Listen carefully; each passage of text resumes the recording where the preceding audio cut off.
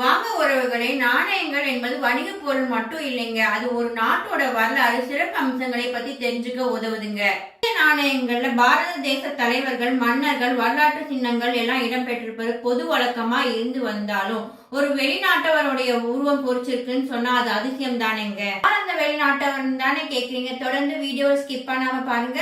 Subscribe செய்யாத சொந்தங்கள் bell button அழுத்தி அஞ்சனாஸ் இன்ஃபோ மீடியா என்ற சேனலை மறக்காம சப்ஸ்கிரைப் செஞ்சிருங்க. பிரான்ஸ் நாட்டில் பிறந்து பார்வையற்று இருந்தாலும் குழந்தை பருவத்திலிருந்து தன்னம்பிக்கையோடு படிப்பை தொடரணும்னு ஆசைப்பட்டாருங்க. அப்போதான் பிரெஞ்சு சிப்பாய்கள் உபயோகிச்ச நைட் ரைட்டிங் முறையை பற்றி அவருக்கு தெரிய வந்துச்சுங்க. போர் முனையில் இருக்கிற சிப்பாய்கள் வழக்கமாக செய்திகளை அனுப்புனா இரவு நேரங்களில் அதை படிக்கும்போது நெருப்பு மூட்டினா எதிரிகள் தாக்கி விடுவாங்க. வழக்கமான எழுத்துக்கு மாற்றா நைட் ரைட்டிங் முறையில் பேப்பரில் புள்ளிகள் மேல் எழுந்து மேடு மாதிரி இருக்குங்க. குறிப்பிட்ட வரிசையில் இருந்தால் அது ஒரு எழுத்தையோ எண்ணையோ குறிக்குங்க. அதை விரலால் தொட்டு பார்த்தே என்ன தகவல் சொல்ல வராங்கன்னு கண்டுபிடிச்சிடலாம்ங்க.